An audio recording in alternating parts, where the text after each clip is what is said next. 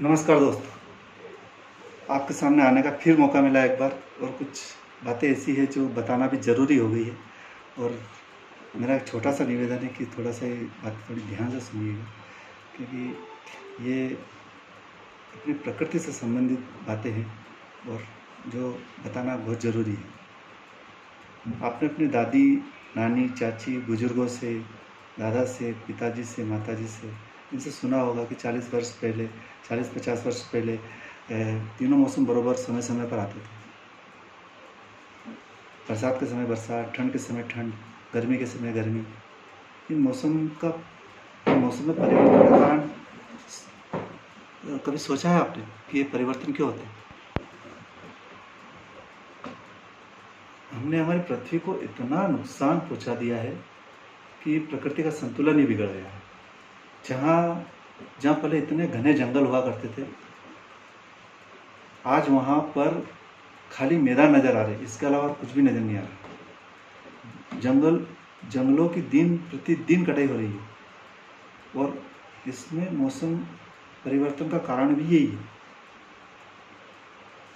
धरती का तापमान इतना बढ़ गया है कि गर्मी इतनी लगने लगी है, इससे हमारी सृष्टि का नुकसान हो रहा है।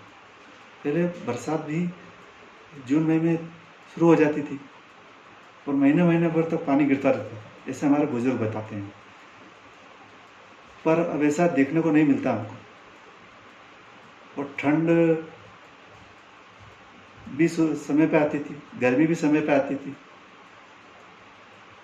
पर अब ऐसा नहीं रहा। अभी इसका विपरीत प्रभाव पड़ने लगा। सोचिए आप इस बारे में भी। हिमालय और पहाड़ों ने भी अपना अस्तित्व खो चुके हैं।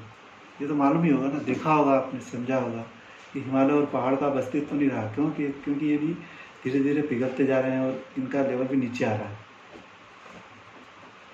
जमीन से खनन का कार्य इतना हो गया है कि जमीन की खुदाई रोकने का नाम नहीं ले रही। इसे कौन रोकेगा? इसे हमें ही रोकना है और कोई नहीं रोकेगा। आप सोचिए कि धरती से कोयला मिट्टी निकालते रहेंगे और तो वहाँ पर एक बड़ा सा गड्ढा हो जाएगा। धीरे धीरे समुद्र का पानी उस गड्ढे के अंदर चला जाएगा और ऐसे हम गड्ढे खोदते रहेंगे और समुद्र का पानी चलता जाएगा, चलता रहेगा और जाता रहेगा। तो फिर हम क्या करेंगे? पृथ्वी डूब जाएगी, पृथ्वी नहीं बचेगी। आप सोचिए इस बारे में। पृथ्वी का डूबना तय है, खनन कार्य रुकना भी तय है। इसलिए हमें खनन कार्य रुकना बहुत ज़रूरी हो गया है। पहाड़ों का संरक्षण करना भी ज़रूरी है, हिमालय का संरक्षण करना भी बहुत ज़रूरी हो गया है। और इन सब का संरक्षण करने के लिए हमें संतुलन बनाए रखना पड़ेगा। प्रकृति का संतुलन बनाना बहुत ज़रूरी है। हिमालय से ग्लेशियर बर्फ के पहाड़ पिघल रहे हैं, जिससे प्रकृति का संतुलन बिगड़ रहा है। वहाँ हिमालय से ग्लेशियर पिघलते रहेंगे तो बाढ़ आती रहेगी।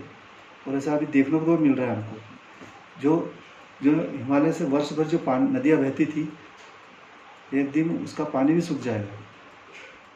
और जो नदियाँ वर्ष भर बहती थी, उनका पानी सूखने के बाद हमें समुद्र के पानी पर निर्भर रहना पड़ेगा।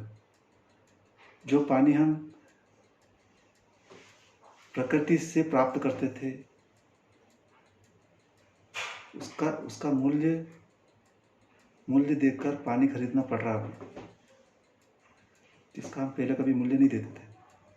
और आज का समय क्या मालूम है?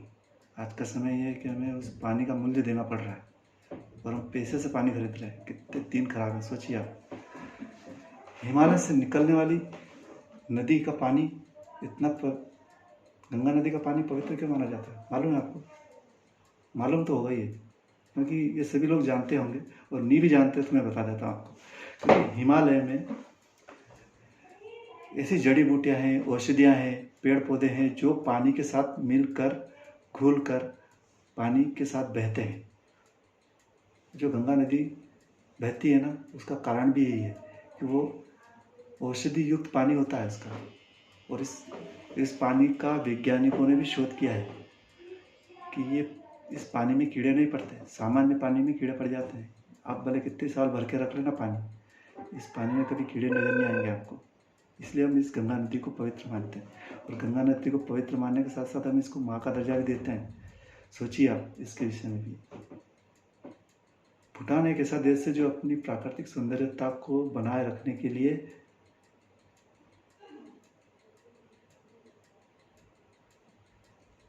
किसी बाहरी व्यक्ति को प्रवेश नहीं करने देता है। और भारत की सबसे बड़ी समस्या क्या मालूम है आपको? भारत की सबसे बड़ी समस्या ये है कि यहाँ बाहरी व्यक्तियों को ज़्यादा प्रवेश दिया जाता है, प्राकृतिक सौंदर्यता खत्म होती जा रही है, और परंपराएं हैं वो भी खत्म होती जा रही है। और परंपरा रहेगी तो प्राकृतिक सौंदर्यता भी रहेगी, और परंपरा खत्म हो गई तो प्राकृतिक सौंदर्यता भी खत्म हो गई। अब आप सोच लीजिए। अब आपने वो कभी सोचा है हमारे ऋषि मुनि पहाड़ों पे क्यों जाते थे तपस्या करने के लिए?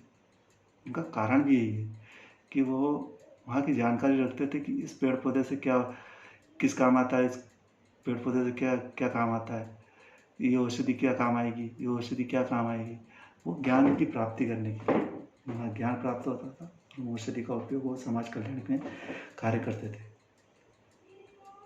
पर आजकल हम कोई औषधि अगर बिना ज्ञान के प्राप्त कर लेंगे तो औषधि भी रिएक्ट कर जाएगी, रिएक्शन कर देती है कभी कभी। सोचिए आप, मतलब औषधि का भी ऐसे ही, बिना ज्ञान के औषधि भी नहीं ली जा सकती है।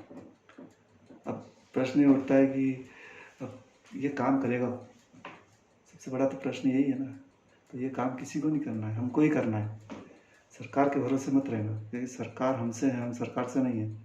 क्योंकि हमारे जो उद्योग व्यापार धंधे जितने भी चलते हैं ना, हमारे बल पे चलते हैं, सरकार के बल पे नहीं।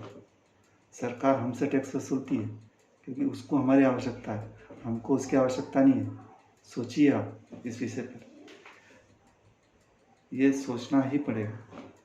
अगर ये मेरा छोटा सा मैसेज आप अपने परिवार में शेयर करेंगे या अपने परिवार में बात करेंगे, तो अगर किसी ने 5 मिनट में भी इस बात को सुन लिया, समझ लिया, तो सोचिए 5 से 5, 5 ने 10 को बताया तो 10 ने कितने को बताया, फिर वो 10 बताएंगे तो फिर वो 10 कितने को बताएंगे। तो समझ लीजिए आप, इसको शेयर ज़रूर करना, और अपने इन बातों को ध्यान में रखें, और अपने पशु पक्षियों को, जानवर को, इनका संरक्षण करना बहुत ज़रूरी हो गया है।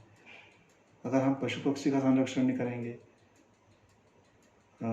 जानवरों का संरक्षण नहीं करेंगे, तो ये हमारी प्रकृति का हिस्सा है, इन्हें भी बचाना बहुत ज़रूरी है। तो एक छोटा सा मैसेज है मेरा, आपसे मेरा निवेदन है कि आप ये मेरी बात समाज के अन्य लोगों तक पहुंचाएं। और इसी के साथ धन्यवाद आपको। जय हिंद।